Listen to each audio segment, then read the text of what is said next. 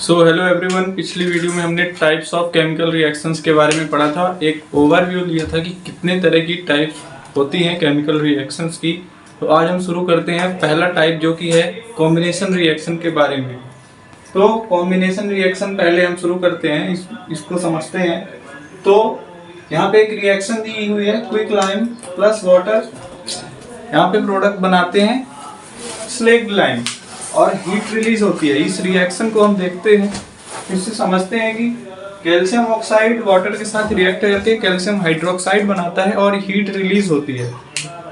तो in this reaction calcium oxide and water combine to form a single product calcium hydroxide.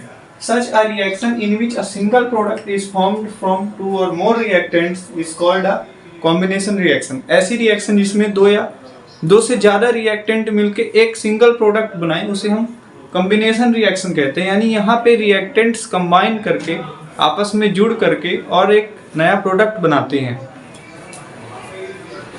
Do you know एक sub section दिया है, छोटा सा topic है, वहां पे दिया है कि कैल्शियम हाइड्रोक्साइड CO2 के साथ रिएक्ट करके, CO2 एक गैस है कार्बन डाइऑक्साइड, उसके साथ रिएक्ट करके कैल्शियम कार्बोनेट बनाता है और वाटर भी रिलीज होता है। आपने देखा होगा कि जब भी कोई व्हाइट वॉश करता है यानी कि दीवारों की पुताई करता है तो वहाँ पे कैल्शियम हाइड्रोक्साइड जो है, चूने का पानी जो है कार्बन डाइऑक्साइड के साथ रिएक्ट करता है और कैल्शियम कार्बोनेट बनाता है। यानी कि thin layer of calcium carbonate is formed after 2 to 3 days on the walls. यानी कि 2 से 3 दिन के बाद आप देखते हैं कि जो दीवार में आपने पुताई की है, पेंट किया है, वहाँ पे वो एक अलग ही शाइनी कलर आ जाता है उसमें। उसकी क्या वजह है कि वहाँ पे एक पतली लेयर जो है कैल्शियम कार्बोनेट की वो वहाँ पे डेवलप हो जाती है।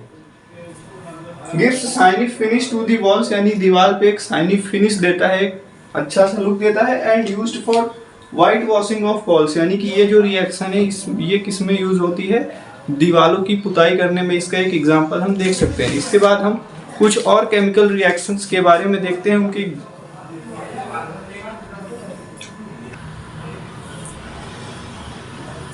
सम more examples of combination reactions, यानी कुछ और एग्जांपल्स हम देखते हैं कॉम्बिनेशन रिएक्शन के। तो बर्निंग ऑफ कोल, यानी जब कोयला हम जलाते हैं तो वो भी किसका एग्जांपल है, कॉम्बिनेशन रिएक्शन का। उसमें क्या होता है, कार्बन सॉलिड जो है सॉलिड फॉर्म में होता है कार्बन, वो ऑक्सीजन जो है एयर में प्रेजेंट होती है, तो C+O2 मिलकर CO2 बनाते हैं। यानी कि यहाँ पे 2 या 2 से ज्यादा जब रिएक्टेंट्स कंबाइन करते हैं तो कॉम्बिनेशन रिएक्शन बनाते हैं। तो यहाँ भी 2 रिएक्टेंट मिलके एक सिंगल प्रोडक्ट का फॉर्मेशन कर रहे हैं। उसी तरह formation of water from H2 gas and O2 gas, यानी कि हाइड्रोजन गैस और ऑक्सीजन जो गैस है ये मिलके वाटर का फॉर्मेशन कर रहे हैं। यानी यहाँ पर भी 2 रिएक्टेंट्स कंबाइन होकर एक सिंगल प्रोडक्ट का फॉर्मेशन कर रहे हैं। तो ये भी एक कॉम्बिनेशन रिएक्शन का एग्जांपल है। इसके बाद when 2 or more substances, elements or compounds combine to form a single product, the reaction are called combination reaction। यानी 2 या 2 से ज्यादा जब भी रिएक्टेंट्स मिलकर एक सिंगल प्रोडक्ट बनाते हैं तो उसे हम कॉम्बिनेशन रिएक्शन कहते हैं। तो ये था कॉम्बिनेशन रिएक्शन के बारे में। इसके बाद यहाँ आगे दिया हुआ है एक्सोथर्मिक केमिकल रिएक्शन, यानी हीट के बेसिस पे कि हीट कंज्यूम हो रही कि रिलीज हो रही, उसके बेसिस पे 2 तरह की रिएक्शन होती है, एक एंडोथर्मिक और एक एक्सोथर्मिक। तो एनसीईआरटी में एक्सोथर्मिक के बारे में यहाँ थोड़ा सा बताया हुआ है, तो उसके बारे में हम देखते हैं। Exothermic chemical reactions, a large amount of heat is evolved, reaction becomes warm. इसमें क्या होता है एक्सोथर्मिक रिएक्शन में कि लार्ज अमाउंट ऑफ हीट जो है, बहुत ज्यादा हीट जो है, एनर्जी जो है वो रिलीज होती है और इससे क्या होता है रिएक्शन जो है वार्म हो जाती है। यानी कि रिएक्शन एक तरह से गर्म हो जाती है, उसका जो प्रोडक्ट है वहां पे उसके साथ हीट भी रिलीज होती है।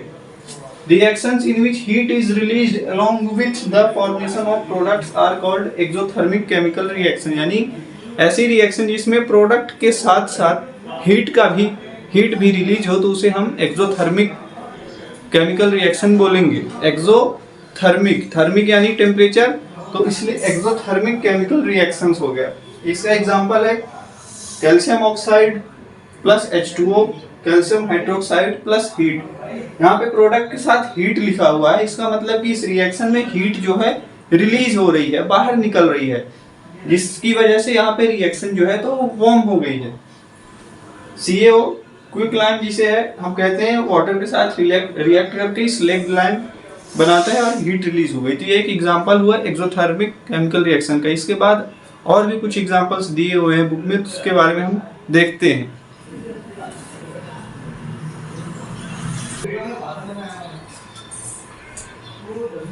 Some more examples of exothermic chemical reactions। कुछ और एग्जांपल्स हम देखते हैं एक्सोथर्मिक केमिकल रिएक्शंस के।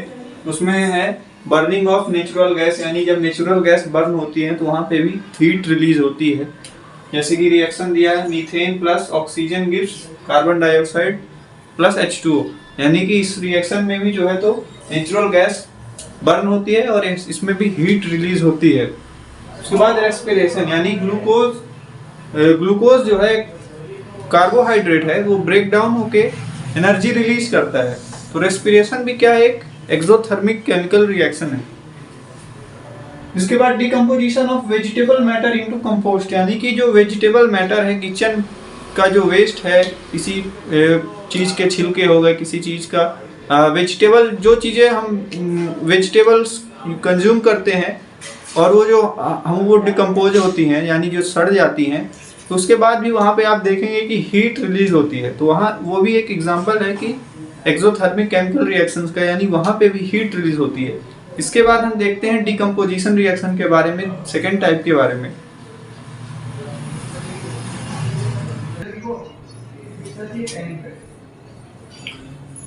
अब हम देखते हैं डिकम्पोजिशन रिएक्शन के बारे में। तो a single reactant breaks down to give simple product, यानी डिकम्पोज हो रहा है कोई भी चीज। यहाँ पे कोई भी प्रोडक्ट, कोई भी चीज जो है तो वो डिकम्पोज हो रहा है, यानी टूट रहा है, यानी कि एक सिंगल रिएक्टेंट जो है वो टूट करके बहुत सारे प्रोडक्ट बना रहा है, यानी डिकम्पोज हो रहा है। यानी कि जैसे फेरस सल्फेट जो है उसको जब हमने हीट किया तो फेरिक ऑक्साइड में कन्वर्ट हो गया, और यहाँ पे सल्फर डाइऑक्साइड और सल्फर ट्राइऑक्साइड गैस जो है यहाँ पे रिलीज होती है। तो ये किसका एग्जांपल हो गया है, डिकम्पोजिशन रिएक्शन का। यानी जैसे कॉम्बिनेशन रिएक्शन में दो रिएक्टेंट या दो से ज्यादा रिएक्टेंट मिलकर चीजों को कंबाइन होकर के एक सिंगल प्रोडक्ट बनाते थे, तो उसी के उल्टा हो गया यहाँ पे डिकम्पोजिशन रिएक्शन में। यहाँ पर एक सिंगल रिएक्टेंट जो है वो टूट करके बहुत सारे सिंपल प्रोडक्ट बना रहा है, सिंपल फॉर्म में उस प्रोडक्ट को बना रहे हैं। फेरस सल्फेट क्रिस्टल्स जो है यहाँ पे वो FeSO4.7H2O, यानी कि यहाँ पे हाइड्रोजन के साथ यानी कि वाटर के साथ ये जुड़े रहते हैं H2 के साथ। तो ये जब हीट करते हैं इनको तो ये लूज वाटर व्हेन हीटेड, यानी जब हमने इनको हीट किया तो ये वाटर को लूज कर दिए। The colour of the crystal changes, यानी कि इनका जो सल्फर फेरस सल्फेट का जो क्रिस्टल था वो जो ग्रीन कलर का था, उसका कलर भी जब हमने इसको हीट किया तो वो भी चेंज हो गया। It decomposes to ferric oxide, यानी कि ये फेरस सल्फेट फेरिक ऑक्साइड में डिकम्पोज हो गया, sulphur dioxide SO2 and sulphur trioxide SO3, यानी कि ये जो है तो ये इतने सारे प्रोडक्ट में फेरस सल्फेट जो है इतने ferric oxide, sulphur dioxide, sulphur trioxide, इन सब में ये डिकम्पोज हो गए। Green colour of the ferrous sulphate crystals has changed, यानी कि जो ग्रीन कलर का जो फेरस सल्फेट का जो क्रिस्टल था वो चेंज हो गया। Characteristic order of burning sulphur, और यहाँ पे जब हमने इस रिएक्शन को परफॉर्म किया तो यहाँ पे एक कैरेक्टरिस्टिक ऑर्डर, यानी कि एक विशेष प्रकार की हमें ऑर्डर यानी स्मेल, हमें ऐसा हमने स्मेल किया, यहाँ पता चला, और वो स्मेल किसकी थी, सल्फर गैस की थी।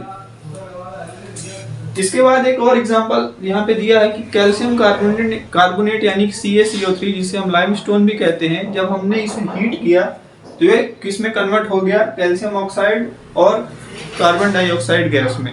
तो ये भी एक एग्जांपल हो गया डिकम्पोजिशन रिएक्शन का। और साथ ही साथ ये जो है तो ये थर्मल डिकम्पोजिशन का भी एग्जांपल है। वो कैसे, क्योंकि यहाँ पे ये जो रिएक्शन है डिकम्पोजिशन रिएक्शन जो है ये कैरीड आउट बाय हीटिंग, यानी कि ये जो रिएक्शन हो रही है लाइमस्टोन जो है कन्वर्ट हो रहा है क्विक लाइम में और यहाँ पे CO2 गैस में, तो ये भी किसकी वजह से हो रहा है, हीट की वजह से। तो जहाँ पर भी हम हीट का यूज करते हैं रिएक्शन को कराने में, तो वहाँ पर हम वो जो रिएक्शन होती है वो थर्मल डिकम्पोजिशन का एग्जाम्पल होती है। और ये जो रिएक्शन है लाइमस्टोन जो है ये क्विक लाइम और कार्बन डाइऑक्साइड में कन्वर्ट हो रहा है। तो ये रिएक्शन जो है ये इंडस्ट्री के पॉइंट ऑफ व्यू से इंडस्ट्रियल पर्पस के लिए बहुत जरूरी रिएक्शन है। जैसे कि सीमेंट मैन्युफैक्चरिंग, यानी सीमेंट का जो हम देखते हैं कि इतनी सारी कंपनी जो सीमेंट का प्रोडक्शन करती हैं, तो कहीं ना कहीं ये रिएक्शन जो है इसका यूज करके और वो लोग सीमेंट का मैन्युफैक्चरिंग करते हैं। इसके बाद हम अगली रिएक्शन के बारे में जानते हैं।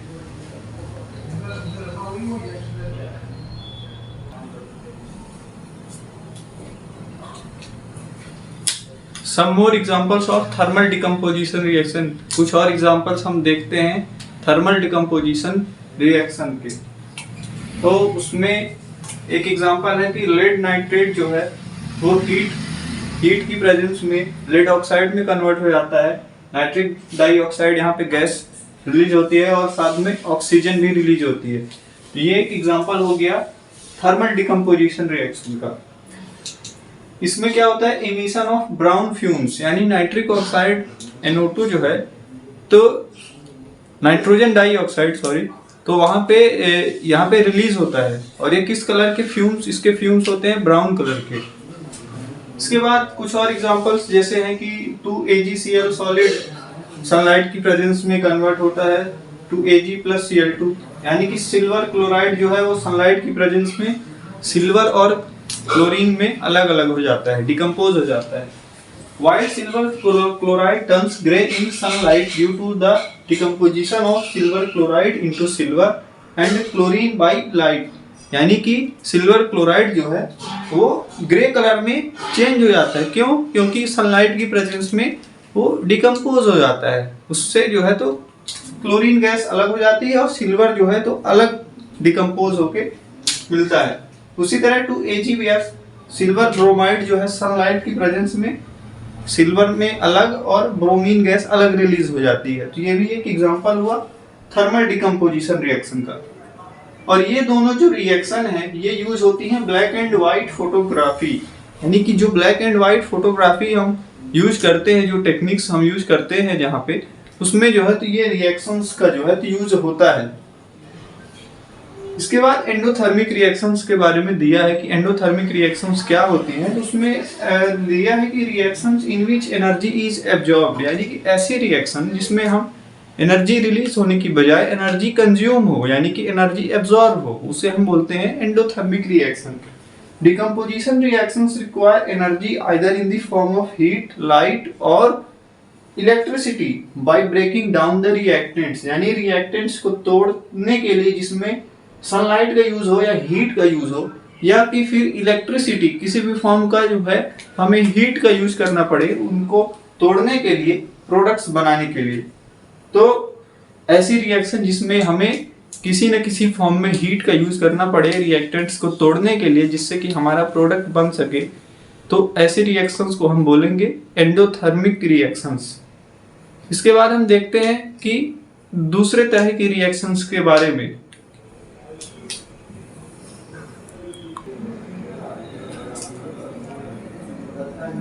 थर्ड टाइप की जो है रिएक्शन उसके वो है डिस्प्लेसमेंट रिएक्शन। इसमें क्या होता है, more reactive elements displaces less reactive elements from its compound, यानी कि जो एलिमेंट ज्यादा रिएक्टिव होता है वो दूसरे एलिमेंट को डिस्प्लेस कर देता है उसके कंपाउंड से, यानी कि more reactive elements displace less reactive element. जो ज्यादा रिएक्टिव एलिमेंट है, यानी कि जो ज्यादा एक तरह से ताकतवर है, वो कमजोर को जो है वो डिस्प्लेस कर देता है, उसकी जगह ले लेता है।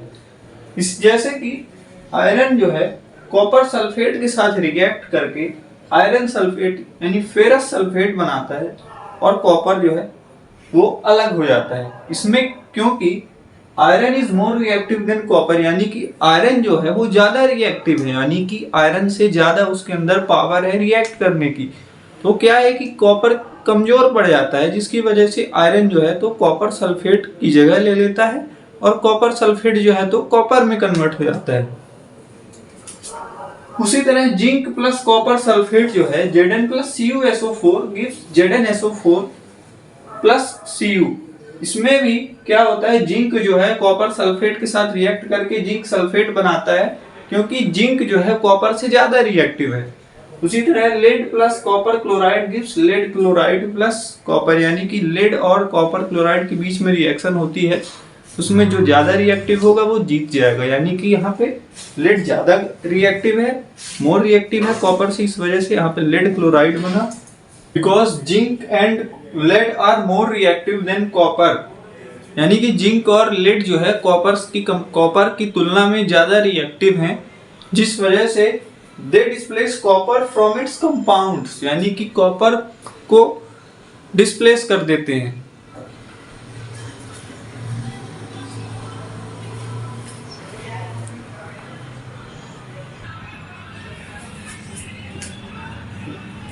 अब हम पढ़ते हैं डबल डिस्प्लेसमेंट रिएक्शन के बारे में। तो डबल डिस्प्लेसमेंट रिएक्शन वो रिएक्शन होती हैं जिसमें such reaction in which there is exchange of ions between the reactants, यानी रिएक्टेंट्स आपस में आयंस का एक्सचेंज करके और फिर प्रोडक्ट का फॉर्मेशन करे। यहाँ पे आयंस आपस में एक्सचेंज करके प्रोडक्ट का फॉर्मेशन करते हैं, जैसे कि Na2SO4 sodium sulphate plus barium chloride, इनका एक्वस सॉल्यूशन जो है वो आपस में रिएक्ट करके यहाँ पे barium sulphate plus sodium chloride बनाता है।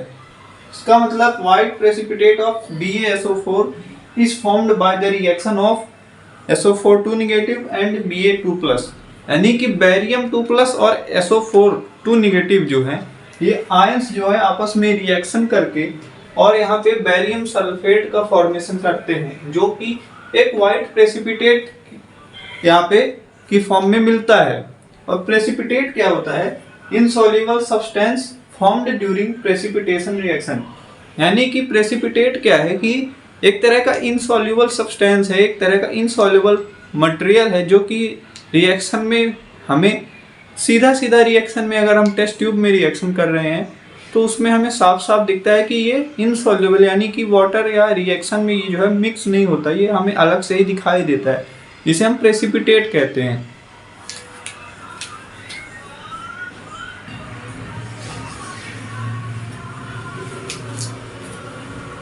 उसके बाद लास्ट टाइप की जो रिएक्शन है वो है ऑक्सीडेशन एंड रिडक्शन। तो जिसमें हम देखते हैं कि एग्जांपल के रिएक्शन के एग्जांपल्स के थ्रू हम इसको समझते हैं। जैसे दिया है 2Cu plus O2 gives on heating 2CuO, यानी कि कॉपर और ऑक्सीजन जो है जब हमने इसको हीट किया तो कॉपर ऑक्साइड यहाँ पे बना।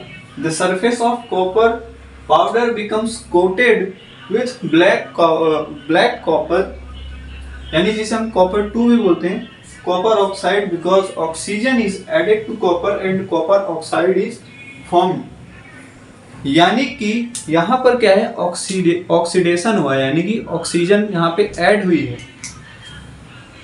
If a substance gains oxygen during a reaction, it gets oxidized, यानी कि यदि कोई सब्सटेंस जो है वो ऑक्सीजन गेन करता है, यानी उसके साथ ऑक्सीजन जुड़ती है, तो वो चीज़ क्या होगी, ऑक्सीडाइज्ड होगी। यानी क्योंकि यहाँ पे जो है कॉपर जो है ऑक्सीजन के साथ जुड़ रहा है, इस वजह से यहाँ पे ऑक्सीडेशन हुआ है।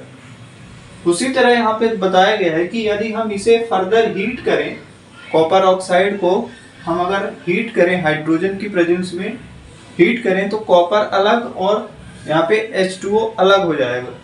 Black coating on the surface turns brown और as the reverse reaction takes place and copper is obtained. यहाँ पे बता रहा है कि यदि हम इसे और ज़्यादा हीट करेंगे, कॉपर 2 ऑक्साइड को यदि हम हीट किए, तो यहाँ पे रिवर्स रिएक्शन होने लगेगी, यानी कि कॉपर का रिडक्शन होने लगेगा एक तरह से। If a substance lose oxygen, it gets reduced, यानी कि यहाँ पे कॉपर ऑक्साइड जो है यहाँ पे ऑक्सीजन यहाँ पे लूज कर रहा है, यानी कि यहाँ पर कॉपर ऑक्साइड जो है ये जो है रिड्यूस हो रहा है, और हाइड्रोजन जो है H2 जो है यहाँ पे H2O बन रहा है, यानी कि इसके साथ ऑक्सीजन जुड़ रहा है, तो इसका ऑक्सीडेशन होगा। यानी कि if a substance gains oxygen during a reaction it gets oxidise, यानी कोई यदि सब्सटेंस ऑक्सीजन गेन करता है तो वो ऑक्सीडाइज हो जाता है। और if a substance lose oxygen it gets reduced, यानी कि यदि कोई ऑक्सीजन गेन करे तो वो ऑक्सीडाइज हो जाता है, और यदि वो ऑक्सीजन लूज करे तो वो रिड्यूस हो जाता है। क्योंकि यहाँ पे कॉपर ऑक्साइड का जो है तो रिडक्शन हो रहा है, वो Cu में कन्वर्ट हो रहा है, ऑक्सीजन यहाँ से हट रही है और ये H2 जो है, ये जो ऑक्सीजन है H2 के साथ जुड़ रही है और H2O बना रही है, यानी H2 का जो है तो H2O में कन्वर्ट होना, यानी कि इसका ऑक्सीडेशन होना हमें दिखा रहा है। इस रिएक्शन को हम रिडॉक्स रिएक्शन भी बोलते हैं, क्योंकि यहाँ पर किसी एक चीज का रिडक्शन हो रहा है तो किसी एक चीज का ऑक्सीडेशन हो रहा है। एक और रिएक्शन से समझते हैं कि कैसे रिडॉक्स रिएक्शन काम करती है। तो MnO2 प्लस 4HCl जो है फॉर्म करता है MnCl2 plus H2O plus Cl2 यानी क्लोरीन। तो इसमें MnO2 का जो है रिडक्शन हो रहा है, रिड्यूस हो रहा है ये MnCl2 में, और यहाँ पर HCl जो है ऑक्सीडाइज हो रहा है और क्लोरीन में कन्वर्ट हो रहा है। यहाँ पर एक चीज ध्यान देने लायक है कि यहाँ पर ऑक्सीजन नहीं है, यहाँ पर हाइड्रोजन जो है वो हट रही है, रिड्यूस हो रही है, निकल रही है इसके साथ HCl के साथ। तो भी हमने यहाँ पर ऑक्सीडाइज्ड लिखा है, क्योंकि जब भी if a substance gains oxygen और लूजेस हाइड्रोजन, यानी कि जब भी कोई सब्सटेंस ऑक्सीजन या तो गेन करे या हाइड्रोजन जो लूज करे, during a reaction it is oxidised, यानी कि उसे हम ऑक्सीडाइज्ड बोलेंगे, यानी कि ऑक्सीजन जो है गेन करना चाहिए या तो हाइड्रोजन लूज करना चाहिए। तो इसी तरह यहाँ पे HCl में हाइड्रोजन लूज हो रहा है, इस वजह से हमने यहाँ पे इसे ऑक्सीडाइज्ड लिखा है। और if a substance loses oxygen or gains hydrogen during a reaction it is reduced, यानी कि ऑक्सीजन या तो लूज करे या तो हाइड्रोजन गेन करे, तो उसमें हम बोलेंगे कि वो सब्सटेंस जो है वो रिड्यूस हो गया। उसके बाद एक दो छोटे से टॉपिक आते हैं कोरोजन और रेंसिडिटी के बारे में। तो कोरोजन के बारे में सबसे पहले समझते हैं कि कोरोजन क्या होता है। Iron particles shiny when new but if left some time gets coated with reddish brown powder। आपने देखा होगा कि आयरन के जो पार्टिकल्स हैं, आयरन की जो चीजें हैं, वो जब भी नई नई रहती हैं तो शाइनी रहती है, उनमें एक अलग ही चमक रहती है, नयापन रहता है, और जब वो न्यू रहती हैं। लेकिन जब हम उन्हें कुछ देर के लिए या कुछ दिनों के लिए हम ऐसे ही उन्हें खुली जगह में उन्हें हम ऐसे ही रख देते हैं, तो वो उनमें क्या है कि एक रेडिश ब्राउन यानी रेड और ब्राउन कलर का एक जो है पाउडर उसमें उसके साथ उसकी सरफेस पे जो है तो वो दिखने लगता है। वो क्या है, वो जो है असल में वो this process is known as rusting of iron, यानी कि वो रेडिश ब्राउन जो चीज यहाँ पे डेवलप हो गई है, जो वहाँ पे डेवलप हो गई है, वो क्या है कि आयरन रस्ट है, यानी कि आयरन में जो है जंग लग गया है, यानी कि एक तरह से उसका रस्टिंग हो गया है। जैसे कि टार्निश्ड, यानी कि वो टार्निश हो जाता है। Colour of copper and silver gets change, यानी कि आपने देखा होगा कि कॉपर की जो चीजें हैं और सिल्वर की जो चीजें हैं, ज्वेलरी वगैरह हो गया, तो काफी दिनों तक यदि रखी रहती हैं तो उनका जो है तो कलर चेंज हो जाता है। ये सारी प्रोसेस जो है कोरोजन कहलाती है ना। When a metal is attacked by substances around it such as moisture, acid, etc., it is said to corrode, and this process is called corrosion. Example, black coating on silver and green coating on copper। यानी कि जब भी किसी metal पर या तो moisture के कारण या तो एसिड वगैरह के कारण यदि वो रिएक्ट करे, जैसे कि आयरन जो है तो मॉइस्चर की प्रेजेंस में बहुत दिनों तक ऐसे ही खुले मैदान में यदि रखा रहता है तो उसमें रस्टिंग हो जाती है। तो ये जो प्रोसेस है तो ये कहलाती है कोरोजन। इसके बाद समझते हैं कि कोरोजन से क्या क्या हमारे इन्वायरमेंट को, क्या क्या हमारी चीज़ों को नुकसान पहुंचता है, उसके बारे में हम डिस्कस करते हैं।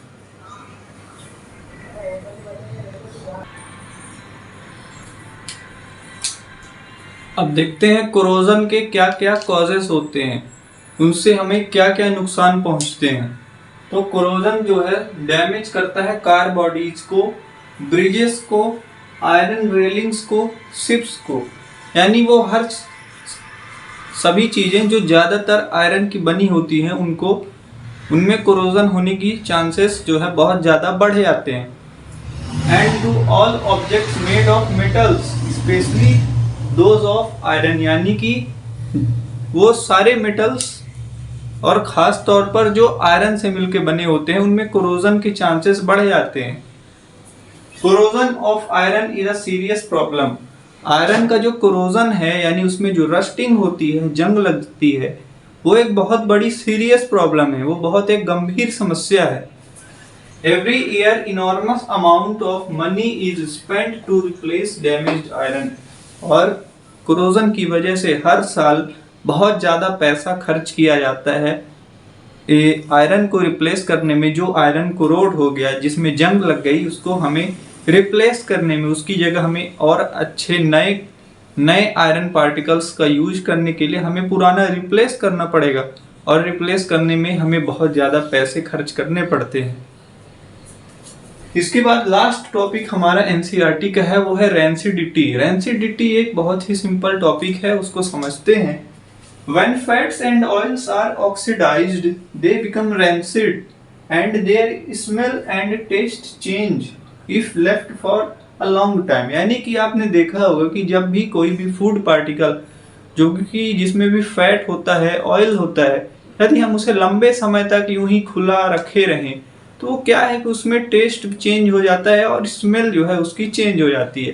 तो ये जो स्मेल और टेस्ट चेंज होती है तो ये क्यों होती है? क्योंकि वो जो फूड पार्टिकल है वो ऑक्सीडाइज्ड हो जाता है। यानी उसमें जो है, कहते हैं कि जैसे आपने देखा होगा कि खुले में कोई भी चीज़ खाने की मत रखो वरना हवा लग जाएगी। पुराने ज़माने के जो हमारे अभी भी बड़े बुजुर्ग हैं वो कहा करते हैं कि खुले में रखोगे तो वो खराब हो जाएगी। तो क्यों खराब होगी? क्योंकि वो जो फूड पार्टिकल है जिसमें फैट और ऑयल्स हैं वो ऑक्सीडाइज हो जाएगा। और इसी चीज को हम, इसी फिनोमिना को हम बोलते हैं rancidity. Antioxidants prevent oxidation are added to foods containing fat and oil. और इससे बचने के लिए हमें क्या है? एंटीऑक्सीडेंट, यानी कि ऑक्सीडेंट यानी जो ऑक्सीडाइज करे उसके हमें एंटी, यानी कि जो चीजें हमें ऑक्सीडेशन से प्रिवेंट करती हैं, एंटीऑक्सीडेंट्स, उन्हें हमें यूज करना पड़ता है ताकि हमारा फूड पार्टिकल जो है वो रैंसिड ना हो, उसकी टेस्ट और स्मेल जो है वो चेंज ना हो। Keep food in airtight containers to prevent और स्लो डाउन ऑक्सीडेशन। और उससे बचने के लिए एक सबसे अच्छा और सबसे इजी सॉल्यूशन है कि हम अपने फूड पार्टिकल्स को जो है एयर टाइट कंटेनर्स में रखें, ऐसे बर्तनों में रखें, ऐसे डिब्बों में रखें जिसमें जो है तो एयर जो है वो ना रहे, ना के बराबर रहे, बहुत ही कम रहे। और उस वजह से जो है तो हमारा जो प्रोसेस है ऑक्सीडेशन का जो है तो वो धीरे हो जाएगा। यानी कि बहुत लंबे समय तक हमारा जो है तो कोई भी फूड पार्टिकल वो अच्छी तरह से, उसकी जो टेस्ट है, उसका जो स्मेल है वो बरकरार रहेगी, वो खराब नहीं होगा। इसमें आपने देखा होगा nitrogen gas used by chips manufacturers to prevent chips from getting oxidised. आपने देखा होगा कि जब भी आप कोई चिप्स या कुरकुरे या कोई भी ऐसी चीज़ें खरीदते हैं तो उसमें देखे होंगे कि उनके पैकेट्स में काफ़ी सारी एयर भरी रहती है। वो एयर या गैस जो है वो क्या होती है? वो नाइट्रोजन होती है। नाइट्रोजन गैस को उनमें भरा जाता है ताकि जो है तो खराब ना हो। वो जो चिप्स के पार्टिकल हैं या चिप्स जो हैं आप खाते हैं वो क्रिस्प बने रहें, उनका टेस्ट और स्मेल जो है लंबे समय तक बरकरार रहे, वो उनमें कोई चेंज ना हो। इस वजह से चिप मैन्युफैक्चरर्स जो है वो पोटैटो चिप्स हो या किसी भी तरह की जो फूड पार्टिकल्स है या नमकीन्स हो गई, उनमें जो है तो वो नाइट्रोजन गैस को मिलाते हैं ताकि उनका जो है खराब होने का चांस जो है बहुत ही कम हो जाए और लंबे समय तक वो खाने लायक बने रहे। तो आज का ये हमारा टॉपिक यहीं पे ख़त्म हुआ और हमारे चैप्टर भी यहाँ पे ख़त्म होता है। एनसीईआरटी क्लास 10th साइंस का ये पहला चैप्टर था, केमिकल रिएक्शंस एंड इक्वेशंस। यहाँ पे हमने बहुत सारी चीज़ें पढ़ी, केमिकल रिएक्शन के बारे में पढ़ा, फिर टाइप्स के बारे में पढ़ा, 5 तरह के टाइप्स हमने पढ़े, जिसमें कि हमने कॉम्बिनेशन रिएक्शन पढ़ा, उसके बाद डबल डिकम्पोजिशन पढ़ा, डिस्प्लेसमेंट पढ़ा, ऑक्सीडेशन एंड रिडक्शन पढ़ा, इस तरह की एक्सोथर्मिक रिएक्शन, एंडोथर्मिक रिएक्शन, बहुत सारी चीज़ें हम कवर करते हुए आए हैं। और लास्ट में हमने कोरोजन और रेंसिडिटी के बारे में भी पढ़ा।